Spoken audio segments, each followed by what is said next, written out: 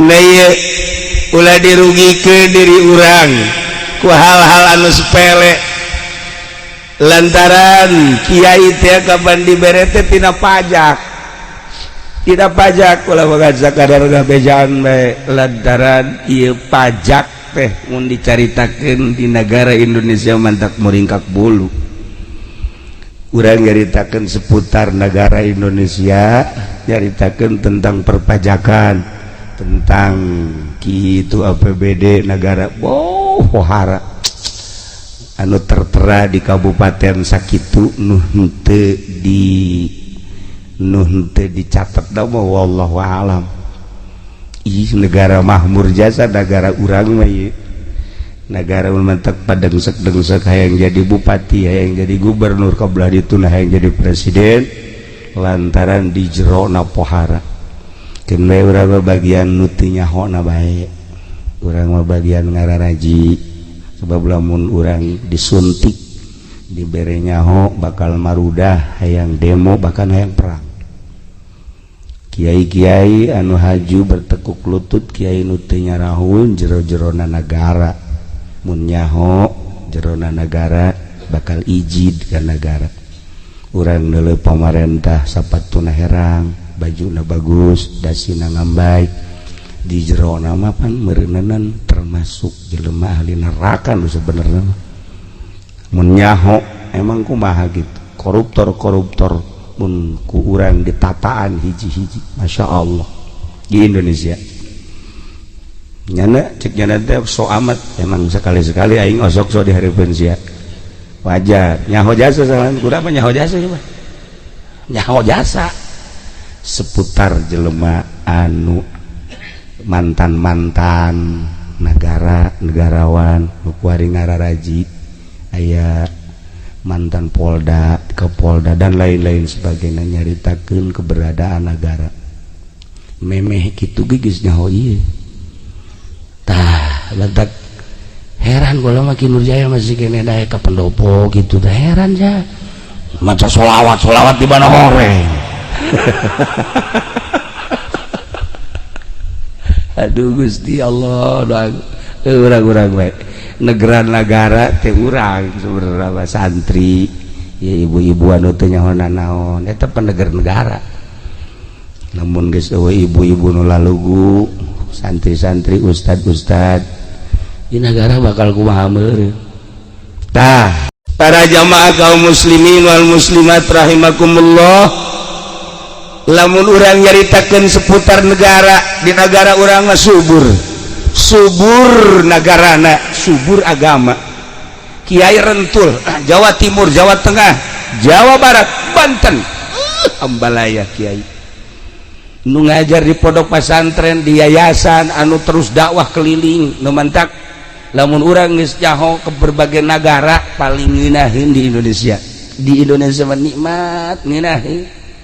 Di negara luar malah sakikituna bae nya. Tah ieu agama di urang mah hirup nu sabenerna mah kajenting Wahabi kuari terus-terusan geus boga radiona, geus boga rekamanana, geus aya strategi nanyana jangan wahabikeun di Indonesia, tapi tetep bae hese di Indonesia mah kurang kumaha Muhammadiyah neuk ngawahabikeun Indonesia geus sabaraha triliunnya na tetep bae teu bisa hese. Ta ieu istimewana di urang beureun kula sabab loba wali-wali Allah Subhanahu wa taala hese. Kuari mah dua serangan teh Syiah, wah ambalaya kaji kula manjetilok bingung tiba heula tah mah kos kitu menundek ngawahabikeun anu endek nyiahkeun tiba heula. Tapi ja buktina mah biasa bae. Kamari ieu keur diharamkeun ziarah zaman Gus Dur ku Amin Rais. Oh, jelema berduyun-duyun ziarah teu eureun-eureun, orok-orok dibawa. Orok dibawa ziarah bingung Amin Rais. Malah diurahkeun ziarah teh pararinu, kuari diwahabikeun. Jelema kuari nu malah santren loba jasa ambalayah kuari nu malah santren di Jawa Timur Jawa Tengah di urang ieu geus hese deui. Bahkan anu mengakui asup Wahabi Bekasi Karawang geus sababaraha urang datang ka kula nyana berubah kuari menjadi ahli sunnah wal jamaah. gerak Allah hese. Nah ulah sieun urang bae biasa ya kajeun ya nama komo lamun gerakan-gerakan Wahabi, gerakan-gerakan Syiah hanya untuk membobol dana, urang mah teu nyahokan jerona. Kan di antara aya gerakan Wahabi teh adikula Yogyakarta nyana jebolan Madinah. Sok aya alumnian di reuni di dia di puncak se-Indonesia nasional. Jerona mangan sakadar ngabobol duit negara. Percis atau duit itu duit Arab. Percis ongkos perkumpulan pondok pesantren silaturahmi Haji Nurjaya baik itu. Ya teteh maksudnya masalah. Lain silaturahmi nyajinya pada orang memangnya. Ongkos gitu bae. Tuh sakadar sakitu ya Allah ya Rabbi antepkeun wae kege eueuh dengan sendirina. Aya ngaji musiman, aya silaturahmi musiman, aya organisasi musiman lain anyar. Asal deuk aya gerakan-gerakan di negara pasti kos kitu. Tuh seperti eta. Nah iyalah diatur ternyata. Hirup urang teh diatur ku Kangjeng Rasul, sahabat di zaman sahabat mah setan teu bisaeun. Henteu bisaeun ngagoda lantaran cek Kangjeng Nabi kabeh adil para sahabat mah kulluhum udulun. Zaman tabiin setan teu bisa ngagoda, ampuneun setan embungeun jeung teu bisaeun we ngagoda teh. Sanajan kagoda paling sedetik 2 detik semenit 2 menit selesai deui, percuma cek setan digoda ge. Zaman Kangjeng, zaman sahabat, zaman tabiin setan teu bisa ngagoda. Terus atba tabiin, terus kadieu gede pas zaman Ki Nurjaya. Masya Allah bersahabat dengan syaitanir rajim. Sahabat dengan setan. Masya Allah karim. Di zaman urang ayeuna zaman digaroda ku setan, cacak-cacak eueuh ahli-ahli Allah nu berpangkat solihin, pangkat wali.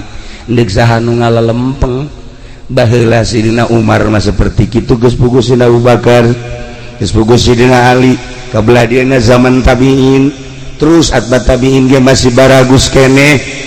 Zaman kamari urang zaman guru-guru urang aya keneh nu ngalalempeng. Mun ayeuna geus eueuh ahli-ahli Allah deuk kumaha saha nu ngalalempengna geus eueuh nu wani nyaritakeun bunga bank haram-haram acan. Nu waniin nyaritakeun kredit haram, nu waniin judi haram, nu waniin nyaritakeun korupsi haram. Lha kumaha atuh? Nu waniin kuari lamun zina haram. Ambalayah di Jakarta berkeliaran ayeuna. Setelah keramat tunggak teu aya ulah berarti disangka berkeliaran ayeuna di Jakarta. Terus sampaikeun ka Karawang, sampaikeun ka Bekasi. Kumaha cenah ka dieu? Atuh ka dieu mah emang urang dieu ieu. Terus ka dieu. Masya Allah karim. Nah itulah para jamaah kaum muslimin wal muslimat rahimakum, renungkeun permaksiatan nuku urang kuah dilakukeun, urang bakal baas, bakal digiring, bakal kumaha tingkah lempang urang ti kuburan urang masing-masing ka mahsyar. Lah iyalah para jamaah kaum muslimin wal muslimat rahimakumullah, jelema aya nu mantengna kana dunia nu dipikiranna per detik per menitna. Aya pendidikan bae pendidikan, aya nu akhirat bae akhirat, macem-macem. Nah ieu engke bakal dirupakeun ku Gusti Allah ketika urang digiring ka mahsyar. Nah pikiran ku urang ketika urang dibaas hudang digiring ka mahsyar bakal kumaha urang eta nu jadi masalah. Itulah para jamaah kaum muslimin wal muslimat rahimakumullah, malam ieu mah ngajina sekedar jang renungan patali jeung kamaotan. Coba renung-renung setelah orang asup ke kubur, amal orang milu ngaramekeun di jero kubur, amal-amal ibadah orang, amal maksiat ya milu ka jero jang renungan-renungan orang, kemudian engke bakal dibaas dirupakeun ku Gusti Allah.